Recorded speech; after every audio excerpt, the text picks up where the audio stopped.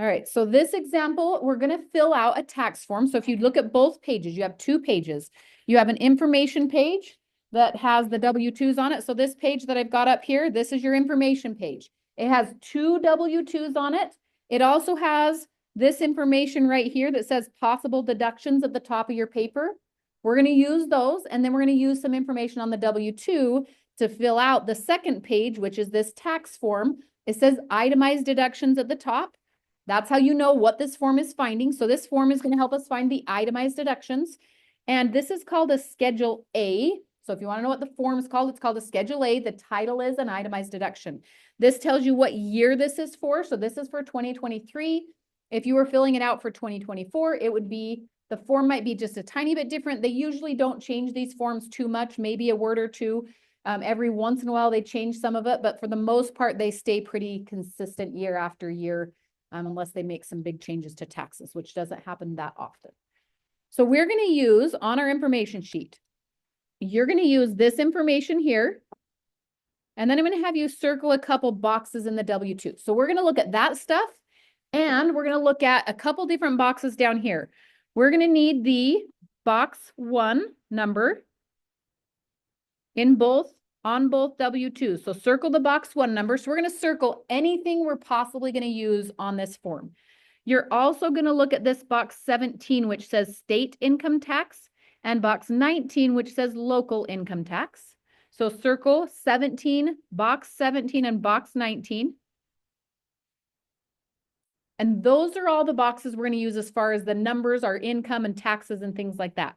The rest of this form, we don't care about. We will need to put this Social Security number somewhere. So if you want to circle that one too, you can do that. There is nothing else on these W-2s that we're going to use for this form. When we get to the next form, which is called a 1040, which we'll do after these, when we get to the 1040, we're going to use other boxes, other numbers on this W-2. But for today, you are only using those 3 that I've circled on both forms. That's what we're going to be using to fill out this paper. Okay? Put your phone away, please. So we're using those and then these numbers right here. That's all we're using for this. All right. So what you're going to do when you fill out this itemized deductions form, you just need to read every single line and it will tell you exactly what to do.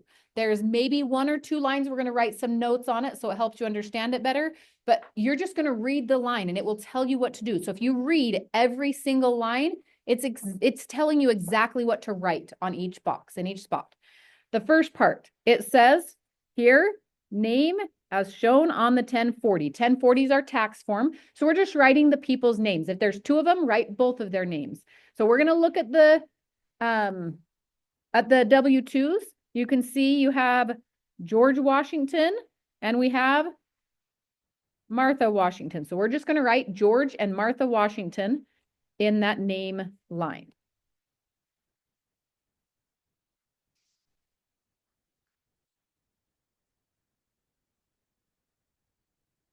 Make sure this is legible.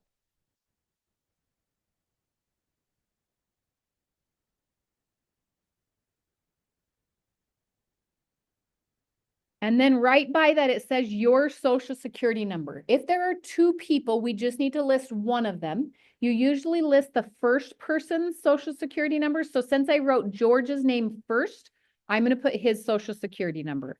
So that's in the top. So that's this yellow right here. So that box A on the W-2, 1, 2, 3, 4, 5, 4, 3, 2, 1. So that's what we're going to put on that Social Security number.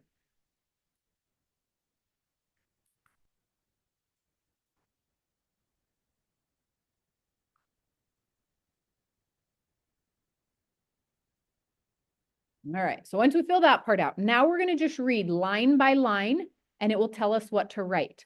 I want you to recognize this has a number 1 here and we have a number 1 here. So number 1 goes on line 1, number 2 goes on line 2, number 3 goes on line 3. So pay attention to the numbers and you'll know where to write stuff. We're going to read number 1, read that sentence and it will tell us what to write on line 1. So the very first line, so I'm looking at this, number 1 says medical and dental expenses. So we're going to look over at the information sheet. So right there at the top that I've got circled, we're going to look for the words medical or dental expenses. The very top line right here says medical or dental expenses. So we're going to write that number down. I also want you to put a little check mark by this to show we did it, because once we use it, we're not going to use it again. That will help us know that we've used all the things we need to. So I'm going to take the medical and dental expenses, 2,500, and I'm going to put that on line 1. So 2,500 right here. Write legible. It is very important that you write so you can read this. And on your assignments, you have to use pencil. I do not want you using pen on this, because if you use pen and you get it wrong, there's really nowhere to like scribble it out and write extra stuff. So use pencil, use your eraser if you mess up. The next line. So now we're on line 2. Line 2 says enter amount from Form 1040 or 1040 SR line 11. So this is one line on here that we haven't done the 1040 form yet. So we're going to actually just get this from box 1 on the W2. So I want you to write yourself a note. So right here, put a little arrow, and I want you to write box 1 on the W2. So you know where to get that from. Because that's the one line that does not explain where we're getting this from. We haven't done the 1040 form yet. So because we haven't done that, this is where we're going to get it. Box 1 on your W2. So I want you to write that little note, box 1 on the W2 next to that. And then we're going to go to box 1. If there are 2 W2s, there are 2 people, so they each have a W2, we're going to add them. So I'm going to look at this W2, and there's 2 of them. So I'm going to use this number here that I have in pink and this number here, and you're going to add those together. So if there are 2 W2s or 3 or 4 or 5, you add all the box 1s together on every one of those W2s. So pick your calculator up. Everybody pick up your calculator. I want all of you doing this to make sure you can see where this number came from. So you're going to take those 2 numbers, box 1 in both, add them together in your calculator. So I have them highlighted in pink if you're not sure what I'm talking about. Look up here, the pink numbers, you're going to type those in your calculator.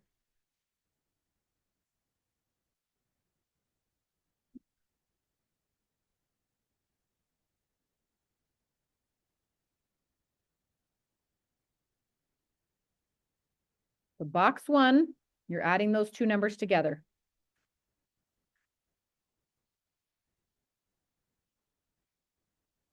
All right, Cody, help me out. What'd you get for that?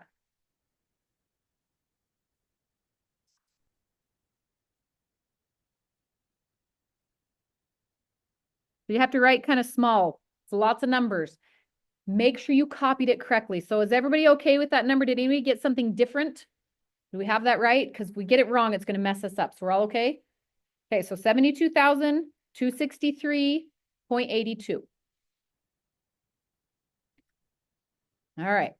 The next line. So now we're on line 3. It says multiply. So we're using this word. It's telling us what to do. And then we're going to multiply 2 things together. We're going to multiply line 2 by 7.5%. But I want you to circle this number right here. That's what you're using, not the 7.5. You're using 0.075. And you're going to multiply it by that number. So you're multiplying these together.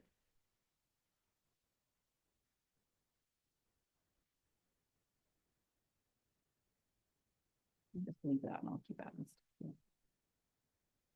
So in your calculator, you're taking 0.075 and you're going to times by that 72,263.82. So I get 5419.79. There's my line 3. Okay, we're going to go to the next line.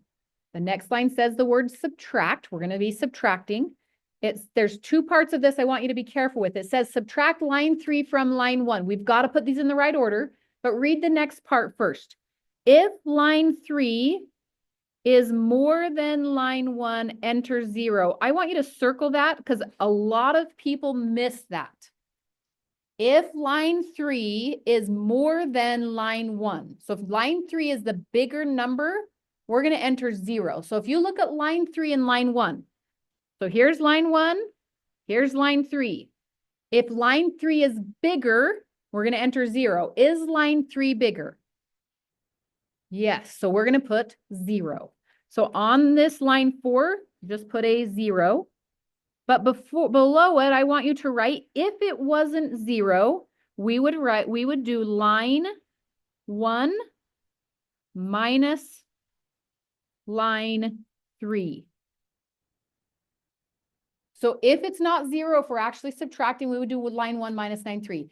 If we actually subtract those, if we forget about the 0, if I did the 1 minus the 3, 2,500 minus 5,419, I would get a negative number. You will never have negative numbers on your tax forms, ever. If you ever have a negative number, something's wrong. You will never get negative numbers. So that's why we're going to enter 0, because we would have gotten a negative.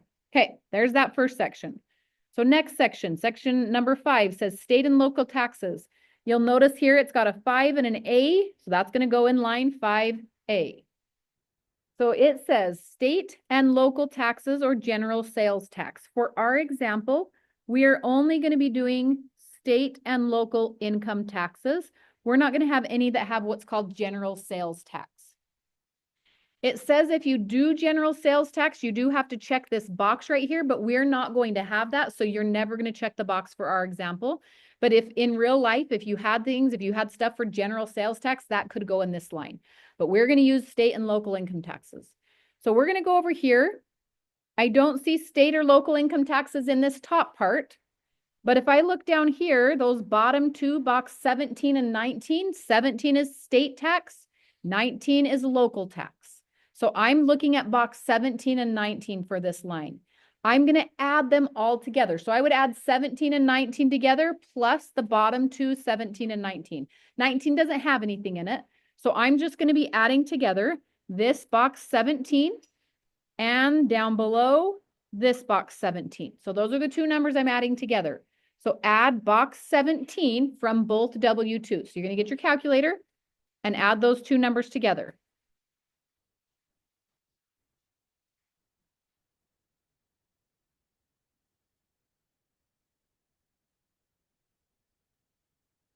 You could even write yourself a note next to this. It would be good to write. This is from box 17 and 19. That's where you're looking for that one. Box 17 and 19. Write that in your notes. Then the more you write in your notes, the better this is going to be or easier this is going to be for you. Okay, so if you add those, this is what I get. 1048.66.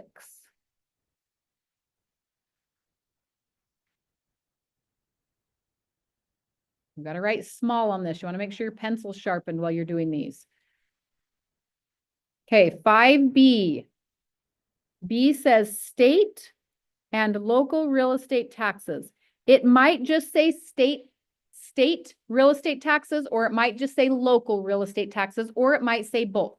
So if it says state, or if it says local, or if it says both, as long as it says the real estate tax after it, either of those will be great.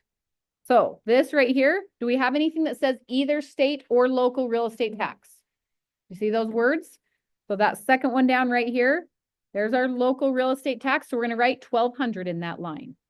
So 5B, put 1,200 there. Make sure you can read it, write very legibly.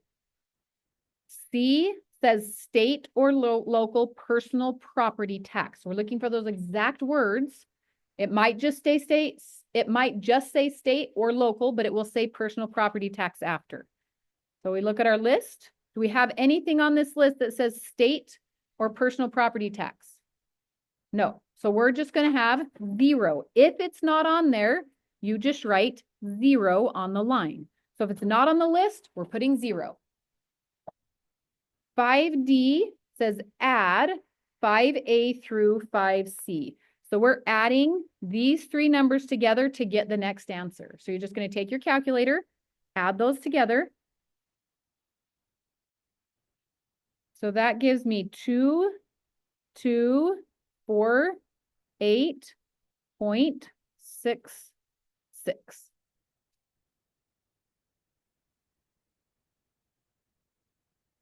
The next line says enter the smaller. So this is important, the smaller number. So we're going to look for the smaller number, and it's going to give us two things to look at.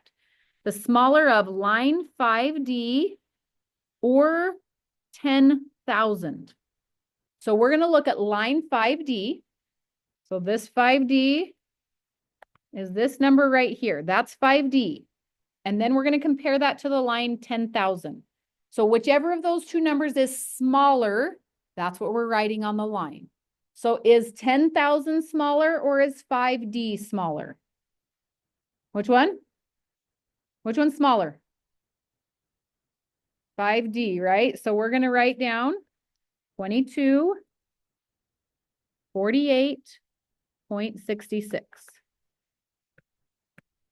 Then line 6 says other taxes. We're going to go over on your list. Do you see anything that says the words other taxes? If there's nothing over here that says other taxes, we're going to put 0. So if it's not listed, you're writing 0. And then line 7 says add 5E and 6 together. So we're adding the two lines, 5E and 6. You're adding 0, which means it's just going to stay 2248.66. Make sure you're writing legibly all the way through this. Okay, next section is about interest you paid. So if you have a home and you paid some interest, this is where this would go. This first one, box or number 8, it says home mortgage interest and points. If you didn't use all of your home mortgage loan to buy, build, or improve your home, see the instructions and check this box. So if you got a loan and you used part of it to buy your house, but then you kept part of it or you did something else with the other half, you would have to check this box. We're not going to have any examples like that. So we're not going to worry about checking that box on any of our examples. So we're going to jump right to A. So A says home mortgage interest and points. So this is the part I want you to focus on in this one. And it says reported to you on Form 1098. If you had a home, if you had a mortgage, you had a loan on a home, you would get what's called a 1098 form. I'm not going to give you that form, but if you did have a home, you'd have that, you'd get this number off of it. We're just going to look at our list and see if it's on this list. So do we see home mortgage interest there? Yes, that means they had a home and they paid interest. So we're going to write down that 1782 on that line.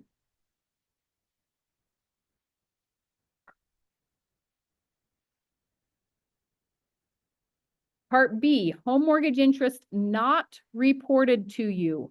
If it says the words not reported, we're going to always put 0, but we can look at the list. There's nothing that says not reported. So we're going to put 0. This one will always be 0 on our examples because we're not going to have any of those. The next one, part C, says points not reported. So if it says the words not reported, we're going to put 0. So both of these will always be 0 for our example.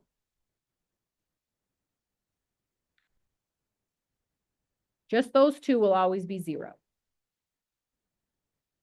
8D says reserved for future use, which means they're not using that line. It's grayed out. Don't write anything. E is add 8A through 8C. So we're adding those numbers 1782.00. So that would just give us 1782. And 9 says investment interest. So we're going to look at our list. Do you see anything on the list that says investment interest? Does it say those words? Then we're going to write 0. If you don't see them, write 0. Number 10, add 8E and 9 together. So 8E plus 9 is 1782.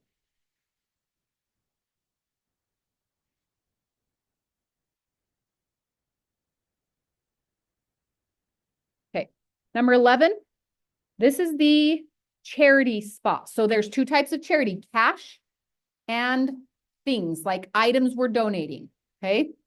So number 11 says gifts by cash or check. If you give cash or check to some organization, that's where this is. So this part is important.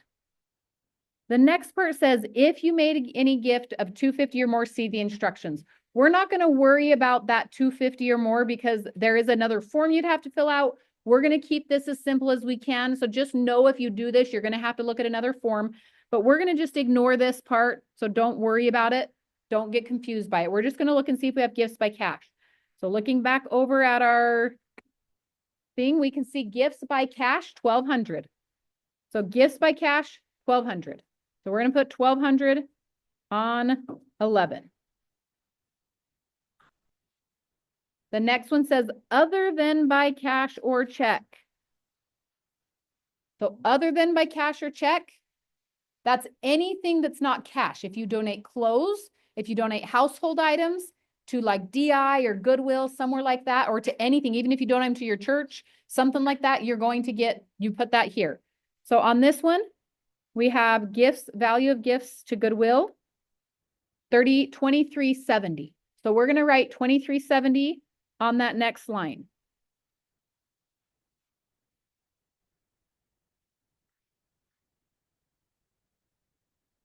Lola, do you have this written down? Don't let her distract you. Did you write this? So that's 2370. The next one says carryover from prior year. Do you see anything on your list that says the words carryover? We're going to write 0. If it's not on the list, write 0. The next one says add lines 11 through 13. So we're adding those numbers together. So 1200, 2370, 0. Add those up. And I get 3570. 15 says casualty and theft losses from a federally declared disaster. Other than net qualified disaster losses, attach form 4684 and enter the amount on line 18 of that form. So this is another form you'd have to fill out, but we're again not going to worry about the other forms. We're just going to look for these words, see if they had a federally declared disaster. So if you look at the list, does it list federally declared disaster anywhere on the list on the other page? None of them, right? So we're just going to write 0. Line 16 says other. We don't have any other stuff listed, so we're going to put 0 there. Now we're at the very end. We're almost done with this. So the last one says add the amount in the far right column for lines 4 through 16. Enter this amount on the 1040 form, which we're not worried about the 1040 yet. So what we're adding. So we're adding these lines, line 4, 7, 10, 14, 15, 16. So those ones that I have highlighted, you're just adding the far right column, all of those together. So add those all up. And that's what you're going to put in line 17. So grab your calculator, add them up.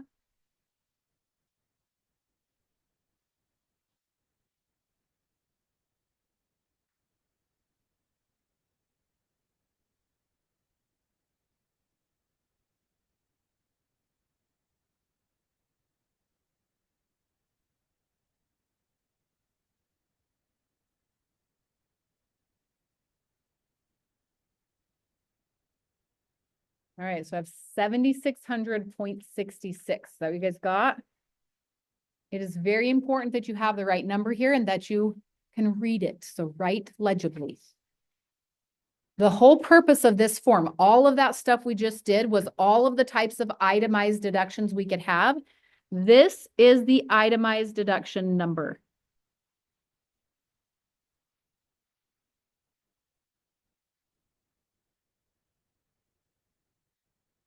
That is the whole goal of this. That's the whole point of this form, is to find that number. So I want you to write that this is the itemized deduction number at the bottom.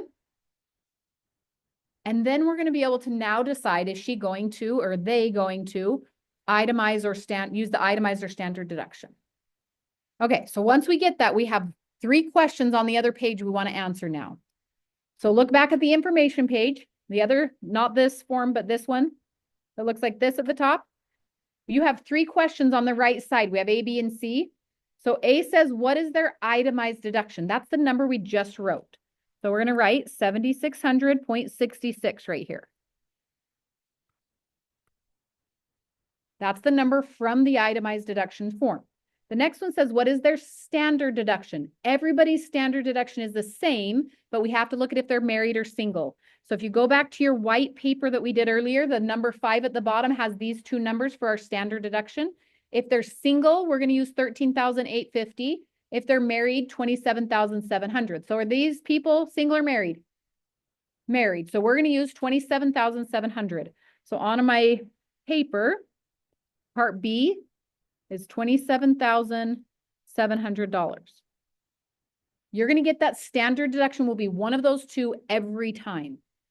Part C, should the Washingtons itemize or take the standard deduction? How do we decide? How do we decide which one we like better? whichever one is bigger. So which one do you think? Itemized or standard? Which one's bigger? This is not a trick question. Which of those numbers is bigger? Standard, right? So we're going to write standard.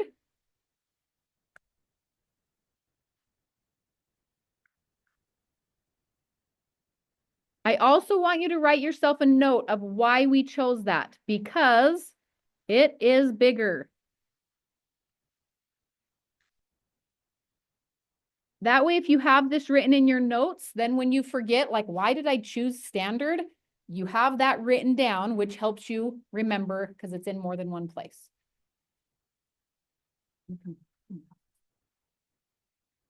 Okay, we good there? Do you have any questions? Okay, we're going to do one more example.